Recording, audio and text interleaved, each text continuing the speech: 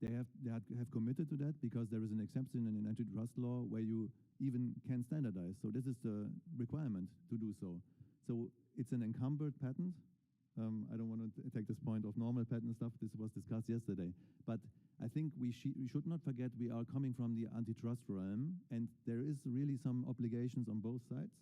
And it should really be clear, and it should be fair to find out what friend really is. And that is, at the moment, I think the discussion and also the situation is a little bit tilted in the wrong direction.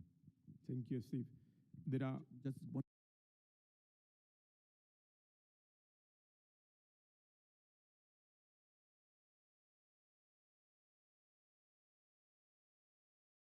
Also more adoption in the market. So I think Gabi and I and others really are trying to find constructive solutions and are in dialogue. So this is really important. I just wanted to note this as well.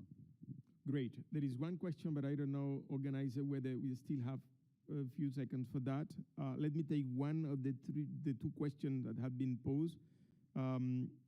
Given the fact that most automotive companies have taken license to connectivity from Avanci platform, what are the major ongoings in this area? Let's start. Gabi, you can start with that one. Yeah, I mean, that's tricky for me to answer, but what we see, what's ongoing, we see these ALNG discussions, which I wonder how this should work. We hear that, for example, Avanci should be committed or be committed to FRAN terms. They don't own patents. How could they? And there's a lot of things, and I sometimes feel there's a solution, let's challenge it. That's what I see a little bit. And again, that's what I mentioned before. I guess the second part of the question will be also relevant for Steve. The question says something, it is knowing which patents are essential or what essential or evaluation question, what is FRAN probably. The second part of the question is about the value, what you said before about what means FRANs for the parties. I mean, that is, I think, important to know what the portfolio and what the part of the landscape is for you, definitely. And it's, as mentioned before also, it's really, it's really important to know what the landscape is, And perhaps due to the time, perhaps we can stop here. And probably as a takeaway, as a moderator, standardization is clearly a success story. Standardization in areas like mechanical, that the one that were mentioned, have been playing a critical role in our society for many, many years. But in the specific field of telecommunications, is at the very center of our digital economy of today. And I am sure during the day of today conversation, many of very key issues about SEP in areas like in the telecommunication, and very particularly how big players are the two present in this panel, and other players like SMEs can take stake in those conversations is something that will be part of the discussions of today. Many thanks. And probably a round of applause for our panelists.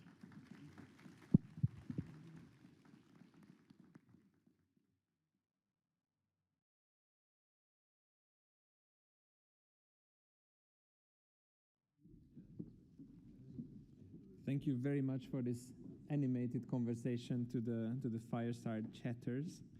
The next session is about SMEs. SMEs are being mentioned all the time in the SEP discussions, but we very rarely hear from them. So right now, we will have a small panel for small and medium-sized enterprises, moderated by Mr. Trod Lehong, head of the Legislative and Policy Advice section at the Patent and Technology Law Division. And before that, we will hear a little part from a little symphony from Charles Gounod.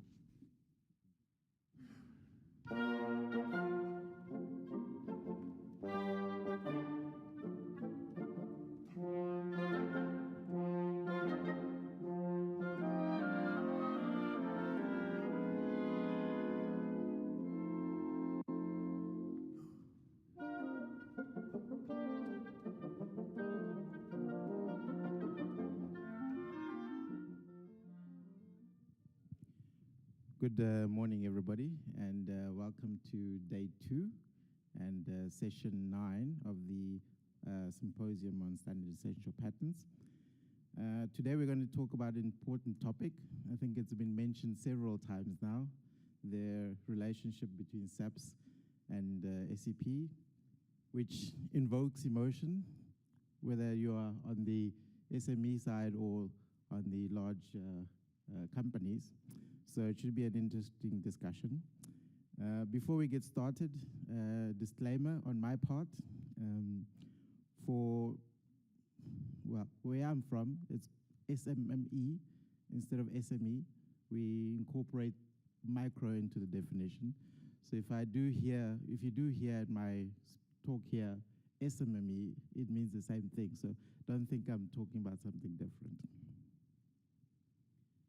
So, as I said, we've heard from IP officers, we've heard from judges, we've heard from industry players, the role of SMEs in the SEP space.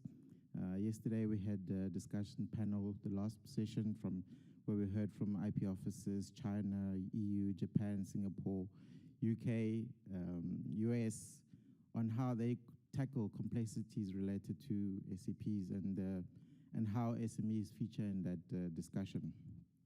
Today's panel brings together perspectives from industry and practice to explore real-world experiences of SMEs. And we'd like to reflect on how SEPs affects innovation, licensing, market entry, and to hear about challenges and opportunities and lessons learned from direct experiences. I'm fortunate to be joined by this distinguished panelist today, Jacob Babcock from Newcurrent, Lucas Johnson Hector from Fairphone, and Robert Pocknell, who's CEO of N&M Consultancy. To make this session a little bit more interactive, we're going to deal with specifically three topics. One is around standardization. One is going to be around friend licensing and looking at possible policies and solutions. So if you can ask your questions during the sessions, during these topics, rather than wait for the end. But we will also take questions at the end if there are from the audience as well. I'm not going to go into everybody's bios because they've been on the screen. They are also available online. But to kick off the session, I'd like to give these panelists an opportunity to say one or two words of introduction about how SEPs is relevant to their work. So we can start with you, maybe. Thank you, Trod, for the introduction, and thank you to WIPO for organizing this symposium and for giving a stage to smaller players. For those who don't know it, Fairphone is a Dutch small manufacturer of smartphones. We are trying to build smartphones responsibly two ways. First of all, downstream by extending the product's longevity, and also upstream by introducing responsible supply chain practices in our supply chain. Obviously, we are an implementer. Being in the telecom industry, we didn't develop 5G, but our products are benefiting from it. And my work at Fairphone is really focused on commercial contracting, compliance, and a little bit of intellectual property, which is why I'm here today. Thank you. Over to you, Jacob. Hello. All right. So I feel a little bit fish out of water here. I am not a policymaker, nor am I a lawyer or an economist or a global ambassador, but I am an entrepreneur. I started Newcurrent, a wireless power technology company, to focus on implant and medical devices. And lo and behold, it's very hard to transfer power through skin and fat and bone and do it consistently and safely. And we invented some really killer technology. Well, that's a bad word to use in medical. Really great technology, fascinating technology that turns out it's really powerful for consumer electronics and industrial devices to make them sealed and more powerful. So, you know, we never entered the world thinking about standards. We never entered the world thinking about SEPs or SEPs or I find it fascinating that we can't agree on even how to say the word, and we're trying to find a way to solve everything. But I like SEPs. So never really thought about SEPs, but it came to us because we are an inventor. We exist to transform the way that people experience electronic devices. And when you exist for that reason, you're trying to solve real big problems, meaningful problems. What that's manifested for us over 10 years later is we spend about 80% of our R&D budget or our time really focusing on really cutting-edge, innovative technologies, usually for really early markets. Therefore, SEPs aren't really applicable in those areas because you're trying to bring the most cutting-edge technologies to a point solution oftentimes. But as markets grow and mature, they start commoditizing, and there's a lot more players that are contributing more technology to it. So, there just needs to be more types of technology that come into play as adoption picks up. And that's where we see ourselves getting involved in standards. My company, New Current, we're involved in the Wireless Power Consortium, which is responsible for the QI standard for phones and the KEY standard for kitchen products. We're also involved heavily in the NFC Forum, which you all know and use for tap to pay and getting on transit. But also there's an emerging group of wireless charging for smaller devices like smart glasses and earbuds. So I'm experienced here, but if I use the wrong words or if I'm not saying it correctly, my apologies. I'm used to speaking more to venture capitalists than to distinguished policymakers. So I appreciate your support. Thank you. Over to you, Robert. Thank you. Excuse me. Thank you. Good morning, everybody. Thanks again, Trod, and also WIPO for the invitation to speak here. I've been in the SEP licensing space for 27 years since I first went in-house into a mobile phone company. So I'm disappointed to be here 27 years late, still talking about SEPs and not having found a solution. But I'm hopefully going to talk today about some potential solutions, particularly for smaller companies, SMEs. So thank you for the time today. Thank you.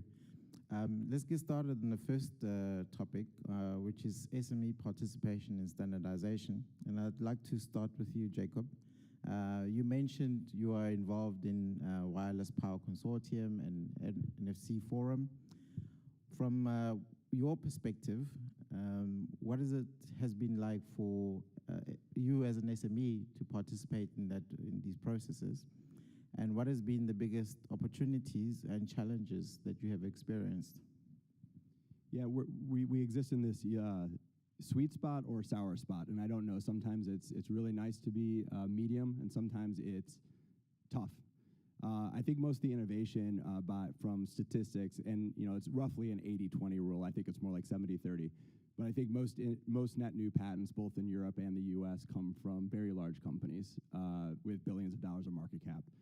And the next biggest group are, garage inventors. And then in the middle are companies with 100 to 1,000 patents, and that's where we sit. We have about 450 patents or so. And I kind of scratch my head. I wonder why that bucket is the smallest. It seems to be, in a world of innovation and driving things forward, that would be an actually very prominent bucket. Big enough to have real R&D dollars, real customers, real cash flow. Like Gabby was talking about, you have to have fuel to innovate. You need to have venture money on the front end or university research money on the front end, and then you have to convert that into actual revenue that can provide payback for your shareholders, but also fuel your R&D machine. And so our personal experience, as a mid-sized company, growth company, working in these standards is interesting because we work with the Ericssons, the Philips, or the GEs of the world. And, they're very prominent inventors, but they also have such massive scale that they're filing hundreds and thousands of patents. We're fortunate enough to still be able to file tens and hundreds of patents, but then the garage inventors, they file one or two, and they're hoping that those can stick. That's not a very friendly world oftentimes to standards. Now, pools come along to try to fix some of that, especially if you're willing to be the enforcer for the pool. But again, that's very hard for small and medium-sized companies because that's expensive and can be existential to even bring a lawsuit against a large company, even if they're 100% leveraging the IP. So it's really just a tightrope. We've found a lot of value in SEPs and standards, but you really have to be careful in balancing how you approach them, because it's very easy to get, if you're if you're dancing with elephants, it's very easy to get stepped on, and you have to be very careful about how you go in, what you understand you're signing up for, and how you declare SEPs and when to declare SEPs, because it's not easy or simple or straightforward. Thank you. Maybe, Robert, you can come in here and maybe just share some concrete examples about how do you see the role of SMEs when it comes to shaping standards, and what could be done to make it easier for them to have a stronger voice in the standard setting table? Yeah, I mean, Lucas is probably a better place to talk about some of these issues from a practicing SME perspective, but from my experience of dealing with or being in an SME and working with big standards bodies like ETSI is that it is almost impossible to participate at any meaningful level. The concept of having to allocate a significant amount of resource for an SME to participation in big standard setting organizations like ETSI is really impractical. So now, in practice, I'm cautious about advising SMEs and smaller companies to participate.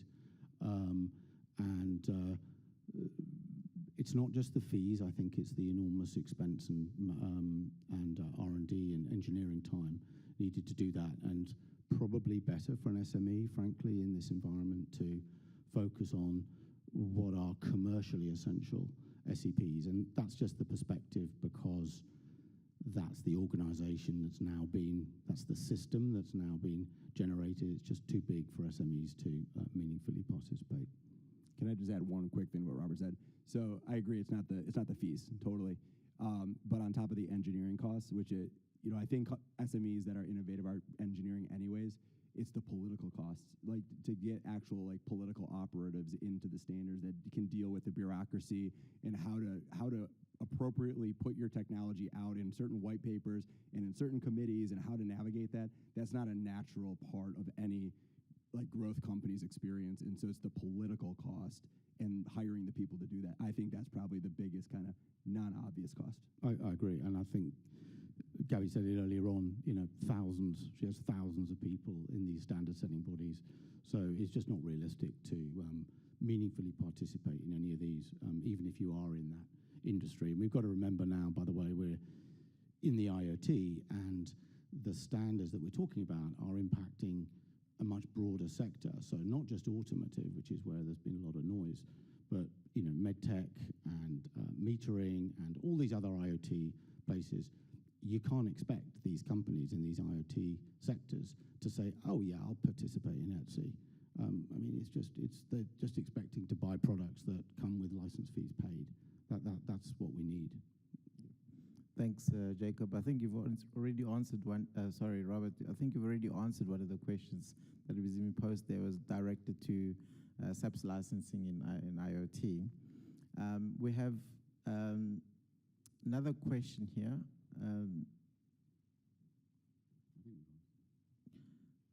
Jacob, this is one for you. How important is patent protection for a company that seeks to grow and attract investors? Yeah, and I'm happy to answer that, and I'm going to combine it with the other one that had a second part of it, which was really how can emerging tech use patents as a business advantage rather than just a compliance cost? So similar questions, I think, from slightly different lenses. So I think it's accurate to say that from a venture capital perspective or company formation and building a company, patents are more reflected in Silicon Valley or venture capital as a check of the box, a business check right now. They're not. I haven't found a lot of venture capitalists that are really sophisticated with patents or patent monetization. Which is interesting, given Qualcomm, given Dolby, given ARM, and all the massive success those companies have had as technology innovators and licensors. But you really have to go almost to the in-house teams like Qualcomm Ventures to find companies or venture capitalists that really can look at patent portfolios as more than just a numerical check-the-box exercise. So to answer the question, how do you make that not just a cost? So first and foremost, when I advise inventors through different venture funds I'm a member of, sometimes I just recommend not making patents a primary path of your competitive strategy.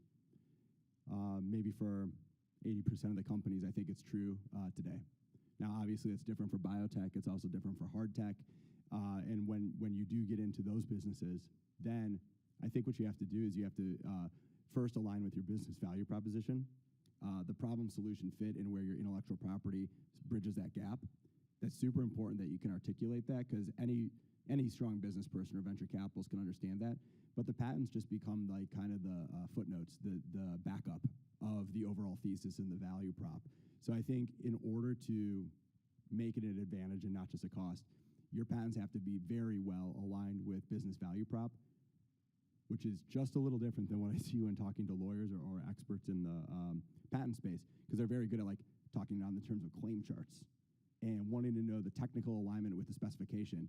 I can tell you I've never been through a round of venture capital as a funder or a recipient of funding where anyone's ever asked me once for a claim chart. They really just don't. I don't think they know they exist. It's not part of the way that they look at the world. Thank you very much. Maybe we can move on to... Oh, sorry, you have another one. Okay, go for it. If I can maybe just add on the role of SMEs in standardization. I think we have a tendency to look at standardization very much from the perspective of technical standards that are developed by SDOs and with a lot of engineers behind them that support the creation of interoperability standards. But standardization also takes other forms, and I think as Fairphone we can give a meaningful example of what standardization can look like as an implementing SME at a very small scale. As recently, the eco-design regulation in the EU started mandating that some parts of phones have to be replaceable. So for all you in the audience, if you're buying a phone in Europe in the coming years, it will come with 6 to 8 parts that are replaceable. This is something that at Fairphone we've been doing since 2013. And SMEs, implementing SMEs, have a role to play, not necessarily always in standardization bodies, because as Gabriele mentioned, it is extremely resource intensive, and these are resources that we typically don't have. But our role in standardization also comes in pushing the boundary of regulation, showing new ways of innovating and showing that new paths are possible. And I believe that in a few years, there will be SDO tracks where engineers are looking at how can we design a battery that can be replaced in any phone, not only a Fairphone, but that can go into an iPhone, a Samsung, or whatever it is. So I think it's important that we don't dismiss as implementing SMEs from the standardization process just because we're not part of standard setting organization. Thank you. This is very off the cuff. Can I jump into that though? Because I just heard something we didn't like prep on, but I think I think there's something to explore and think about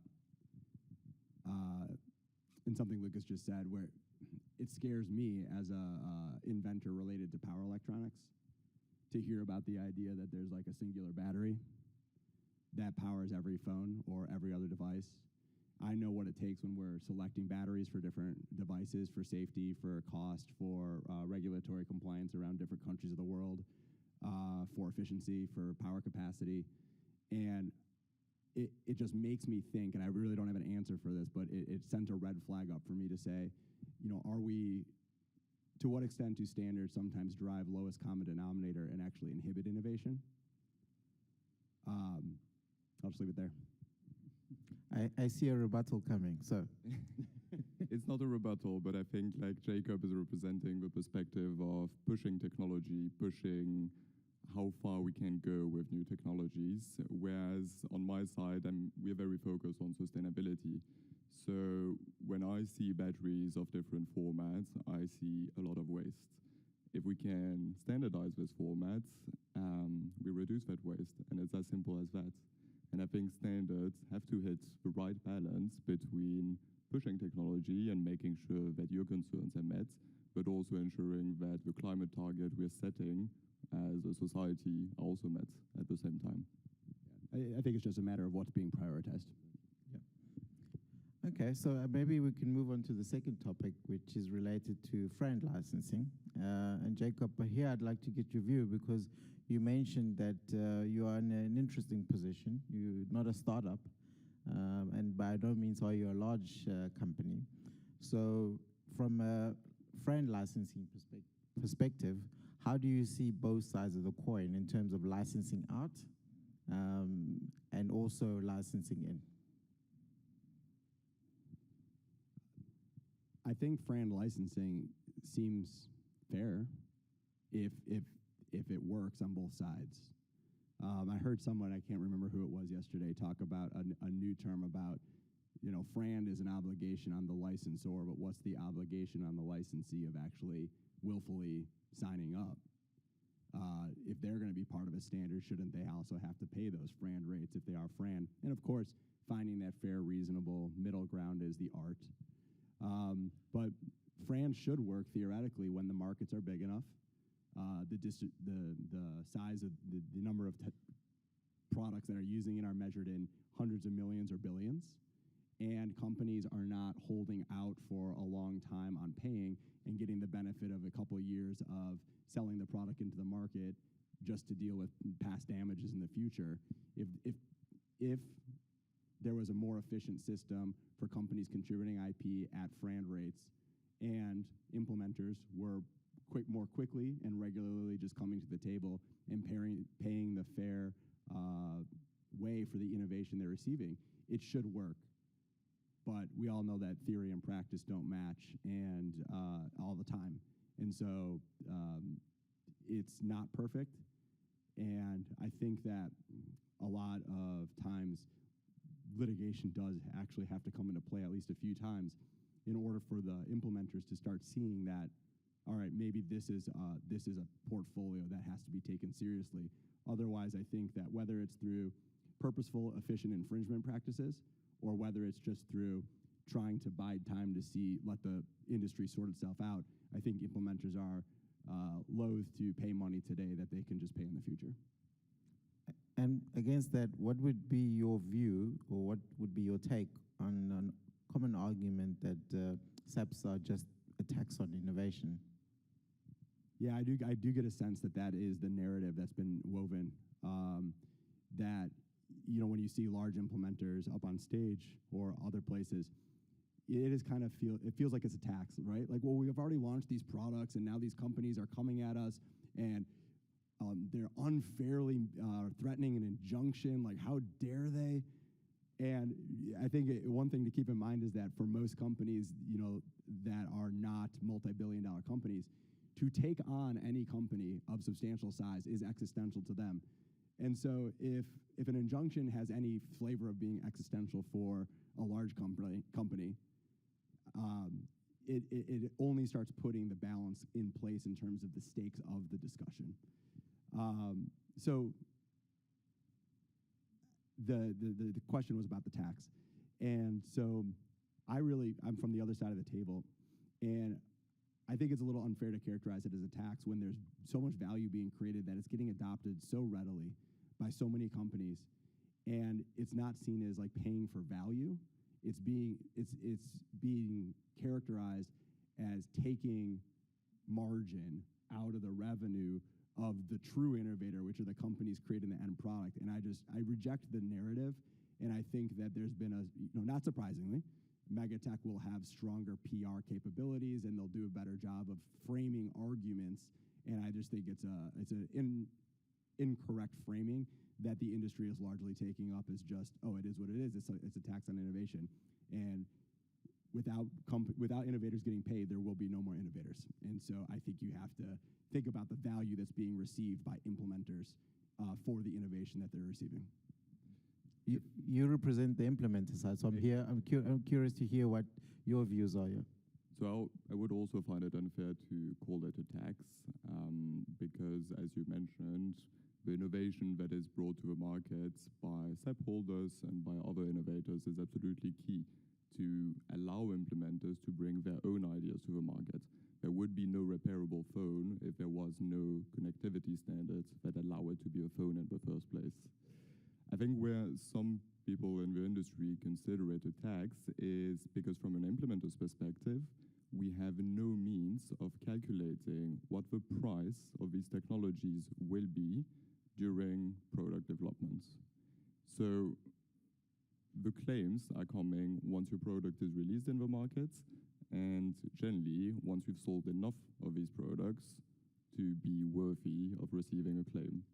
And that is, I think, what creates the perception of SEPs being a tax, is because they come after the fact. We are not allowed to understand what is the impact of a given technology stack on our total production cost. If we are allowed to have this information, if aggregate rates were available, and if there was more transparency on rates overall, I think the narratives would shift very quickly, and I don't see implementers willing licensees considering that a tax anymore. Maybe, Robert, just to bring you in to the discussion as well, from the work that you've done with SMEs, if you had to design a framework that actually works for smaller companies, what would it possibly look like? So I'll come to that in a second. I think that one of the challenges we have is, although we're in a music symposium, I think we're out of tune in many ways. Challenges with FRAND licensing are the lack of transparency and the lack of uncertainty. And we haven't really talked about the impact on innovation of this very opaque and complex system of SEPs. I wanted to bring some real-life examples of companies that I've been talking to. I have a two-man band who developed a smart light bulb, who won an award at a trade show. The prize for that award was a tap on the shoulder from a major SEP holder with, you need to pay us for the Wi-Fi that you've incorporated in your product. And this put the fear of God into these guys, because they didn't know how to deal with it. It took them a lot of time, a lot of energy. This is a two-man band, and made them fearful of what they're going to do in the future with their connected technologies. I have a medtech company that is not developing, it's not investing in 5G product because of its bad experience with 4G and the lack of uncertainty and the lack of transparency as to what the market cost of entry is going to be for its 5G products. So it's simply not innovating in that space. Now, that is a disaster for those who are sitting in and creating these standards, because there's companies not developing these products. The same goes in the smart meter space. Jacob talked when they're not developing, they're not investing in R&D because of the complexity and uncertainty and the lack of knowledge of what an aggregate royalty is. Jacob talked about investment. I see a lot of companies that have challenges with raising funding, and whilst they may not look at the IP of the company itself, what they do want to look at is whether there are any potential issues with claims. And because of the uncertainty, because of the lack of knowledge of that, VCs are saying, well, I don't know, how much is it going to be? And I have to sit and explain for my client companies, well, let me tell you a little bit about SEPs. And it's just ridiculous. You try and explain 15, 20 minutes, the complexity of SEP licensing. So that just drives down valuation. So there's a serious impact on innovation with this current system that we've had for 26 years, which still isn't solved. So we need to find some solutions. You asked me, Trod, about a solution, so I'm coming to that. My solution is that there should be free licensing effectively for SMEs. I've created an independent structure called SME Safe Island, where SEP holders can license their SEPs to me, and I will sub-license to SMEs for free. That would be SMEs that are under the EU definition, so less than 250 employees, less than 43 million on the 43 million euros on the balance sheet, and they would be able to innovate using these standards The quid pro quo, so it's not quite free, the quid pro quo is that there is a commitment to arbitrate in the event that there hasn't been the parties haven't been able to negotiate a license during the period that they are licensed, or within 6 months of them ceasing to be an SME. So my goal is to create an innovation playground for our SMEs so that and to create a safe island for them where there are no claims for historic liabilities, no fear of injunctions, but actually where there is a place for them to negotiate SEP licenses when they grow up. So that's my proposed solution for SMEs. Lucas, I think you raised your mic at some point. You wanted to say something, so let me give you the opportunity. Yeah. Before maybe going to the solutions I would see as viable, like I would just like to add to what Robert mentioned when it comes to the challenges of friend licensing currently for small implementers. I think to a large degree, small implementers just lack the sophistication to effectively navigate the friend landscape. Yesterday's deal-making panelists gave us a very good overview of what goes into an effective friend negotiation, and the resources that are needed to run that are resources that I just don't have. That leads to, if I had to cherry pick them, two main problems. The first one are the rates, where even if we proactively seek a license, and I see that there's a question on that, so I'll answer this one already. We tend to be discriminated against. Yesterday, Richard Ferry mentioned that the willing licensee is often the one that gets the worst deal. Fairphone is a good example of that, as we have been paying 69 cents per unit for 4G standards, and the court determined the friend rate to be 22 cents per unit for that same portfolio. So that's 47 cents difference that we've been paying for years, and at our scale, this is a lot of money. The second main issue, and I'm raising this one in particular after yesterday's panel from the regulators, that mention the need for evidence in order to justify regulatory interventions. My reality is that when interacting with a lot of SEP holders, and I'm not going to generalize and put all of them in that buckets, but some of them, we face overly aggressive NDAs, very broad confidentiality clauses that, first of all, make it extremely difficult to assess a claim, if I had even the resources, and second of all, also prevents me from providing meaningful evidence to regulator to show them the practices I'm facing and that impede on my innovation. Thank you very much. I think maybe we'll lead now to the solutions part. Robert, you've given us a brief about how you foresee your solution, and maybe you could elaborate a little bit more about how do you think industry-led solutions like patent pools, licensing negotiation groups, and your idea, how can they come as solutions, or are they different things for different people or different organizations? How do you see those playing about? Well, so my solution is focused purely on SMEs. I'm really just trying to solve that genuine SME problem. And that's a place where there should be a safe island for SMEs to negotiate. I'm trying to create a single place where SEP holders don't have to worry about licensing SMEs, no additional cost. They say the income that they get from SEP holders from SMEs is minuscule. That's probably true.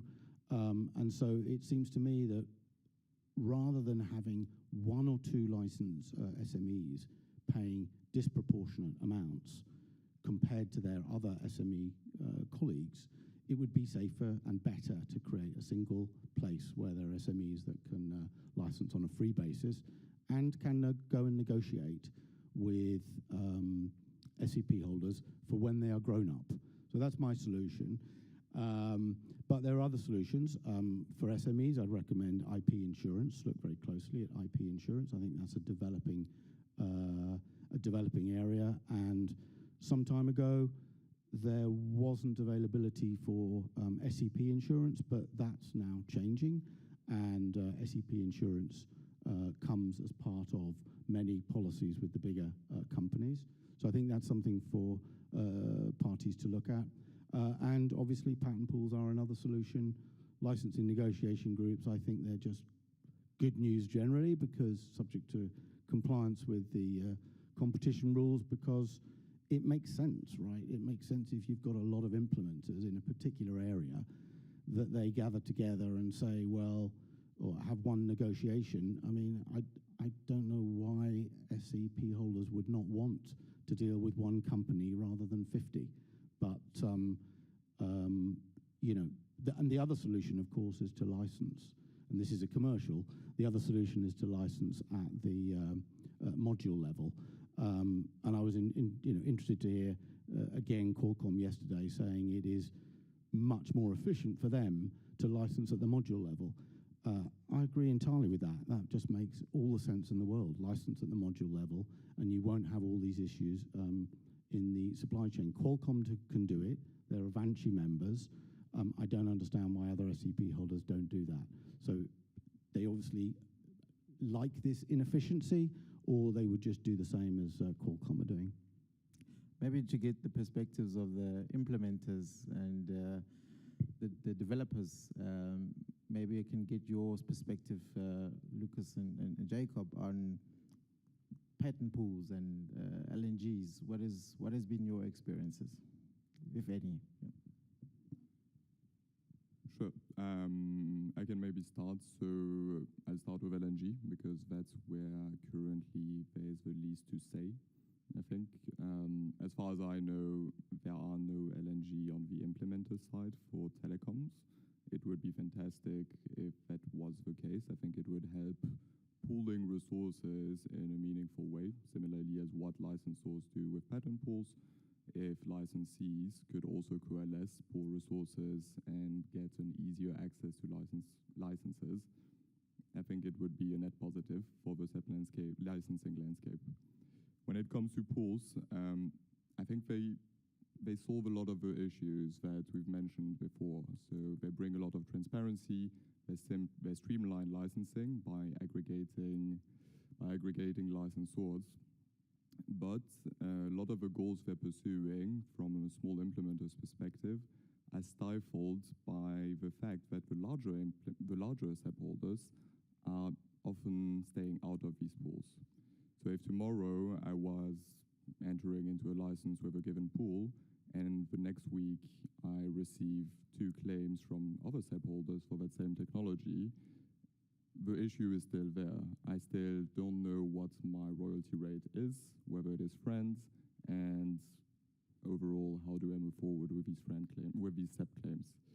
So patent pool are a solution. I just think that standardization bodies and SDOs could play a bigger role in mandating licensors, for some technologies at least, to join these pools, to really give them the effectiveness they deserve as an industry solution.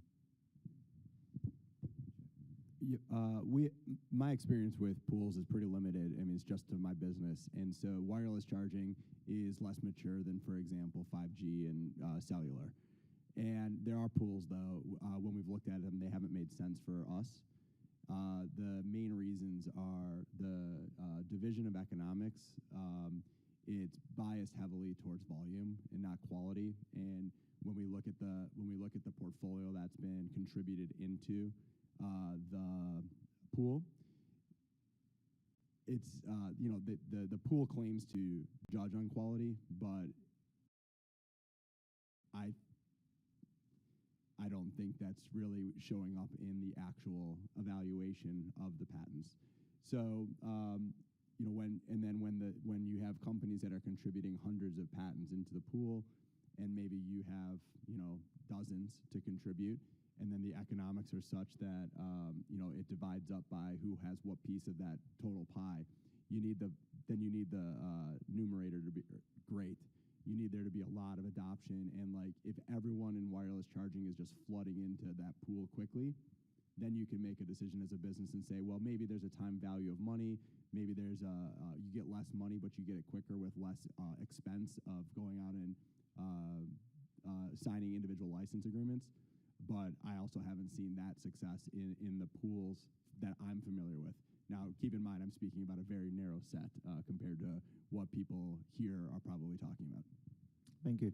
Maybe we take one last question on this, maybe before we move to the policy section.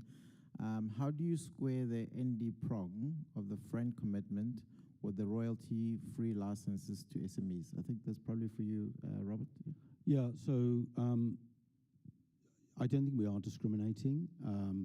And what we're doing is we're enabling SMEs.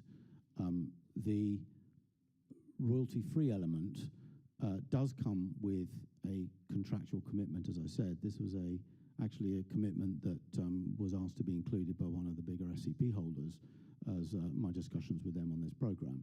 So it's not only royalty-free, it comes with a commitment to arbitrate. The goal of the program is to create, as I said, a safe island where SMEs can negotiate with SEP holders, and SEP holders can negotiate with SMEs without fear of injunctions or historic claims. But if you can't reach a license during the period that you're an SME, then you've committed to arbitrate within 6 months of ceasing to be an SME. So that seems to me to be a reasonable place for SEP holders to get to. They're not making any money anyway from, or significant money from these SMEs. So when they're grown up, they can have a conversation, we can have an arbitration, and we can enable the innovation ecosystem. As I said, what I really want to stress is that I don't think we appreciate enough how complex the SEP licensing world is to companies that are not in the SEP bubble, right? This is a bubble. Jacob said it himself. He felt out of water. That is ridiculous, right? How, and Jacob has very key patterns, right? We're talking about new industries that are coming into this place, and we have such a complex system that we're having this conference with these specialists, with all the specialist knowledge that we have, and we're expecting innovative IoT companies to suddenly get up the knowledge gap and learn about what these issues are. So we have to create a really simple, efficient system to enable SEP licensing, and that's what mine is. So I hope it's not discriminatory, it's not intended to be, it's intended to be an enabler of innovation and a place where companies know they can go so that they can innovate on top of the standards. Do you think that better regulation is necessary to almost level the playing fields? I mean, we've heard discussions yesterday from policymakers, judges, IP officers. I see that there was the UK IP office is mentioned here as providing guidance. Do you think that better regulation would improve transparency and all these challenges that we talk about when we talk about SAPs? I can maybe start with this one. Well, the SEP regulation has been withdrawn. It would have been helpful for many implementers, but I also think that it was maybe so ambitious that it became very contentious to the point of not reaching an agreement. I think a large part of the SEP regulation that has been forgotten is Chapter 5 and the protection on SMEs. And these provisions were not contentious, but were unfortunately scrapped with the rest of it. From my perspective, I believe that regulatory intervention could be tailored to protect the interests of smaller companies and, as Robert mentioned, give them the room to grow. The room to grow without to invest resources in the complexity that SEP licensing is. And whether or not this comes at a price, this is a question I'd leave out. But I think the solution that I would see as appropriate to protect the needs of SMEs is standard contractual clauses. And it may sound very conflicting with freedom of contract to some of you. But in 2014, the regulator determined that SMEs were unfairly excluded from public procurement, and that led to a regulation that forced public procuring entities to facilitate SME access through the contractual terms that they were giving to these companies. I think something similar could be done for the SEP industry, and in the interest of time, I limit myself to 2 examples. I think the first one could be a guarantee that in all licensing contracts that a licensor enters into with an SME, the rate is France. And should that guarantee be breached, then the SME should be able to receive a refund for the excess that has been paid. And that would ensure that both parties have skin in the game when deciding on what the rate is. Obviously, this should be supported by clauses that facilitate access to affordable and accessible dispute resolution mechanism and rate setting mechanisms, like the ones that WIPO is developing and that I'm looking very forward to. So here are my 2 cents. I think targeted solutions for SMEs could tremendously help the industry, both enabling them to grow and reach the maturity that is needed to navigate licensing negotiation, but also making the pie bigger for licensors. Licensors are currently leaving money on the table, and I think that is a shame. Anything further, gentlemen? Here comes my maybe American view of regulations. And I can't speak for all Americans, but I think it's different than Europeans. It really, I don't mind the most favored nation clause idea, but I'd rather negotiate that with a company directly because it makes sense for my company and it makes sense for your company. I don't like regulators making that a rule. My sense is that regulations, the more we get, the more we create more problems, and the more they get biased to the companies that can influence the regulations. There's not a lot of representation for SMEs or SMM, the micro. There's like no representation when it comes to regulation setting, and there's a whole concept, it's the prized crown jewel in Silicon Valley to get regulatory capture. When you know that a regulation pushes everything in your direction, you won.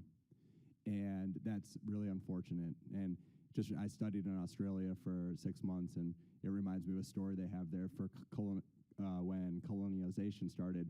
They had a rabbit problem. Rabbits weren't indigenous to Australia, and they were eating all the delicate brush. So the way to solve it was to bring foxes. Now they have a fox problem. And to me, that's the story of regulation. You chase one bad thing with another bad thing. It seems good, but it creates problems that you don't know. I believe free markets, and I believe let companies negotiate in their best interests is a better way forward. But I understand people might disagree. Robert? So it's interesting, interesting perspective. I was just crossing my mind actually. The regulation, I mean, standard setting to an extent is regulation because one needs to comply. So one needs to comply with the regulations to make standards compliant products. So here we have a regulatory environment that doesn't want to be regulated, inverted commas regulation. I'm afraid I think that the system is just simply not functioning or working properly. It works for a few SEP holders. I just don't think it's working and functioning well enough. It's really unfortunate that the European regulation was withdrawn, but I'm extremely pleased that the IPO is trying to find solutions for smaller companies particularly, and let's hope that brings some more transparency to the licensing process, which is really needed. So do we need more regulation? If we have more transparency, we don't need more regulation, but whilst everybody's hiding behind rates and discriminating against smaller companies, I think we're just going to keep seeing a push for more regulation.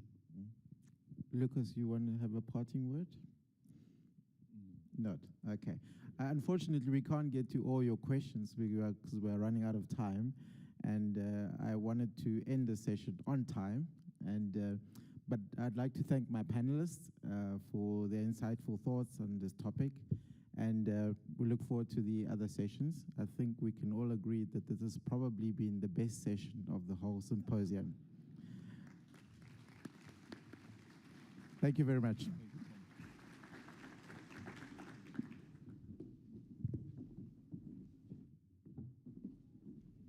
Thank you very much, gentlemen. It was indeed one of the good ones, Trond.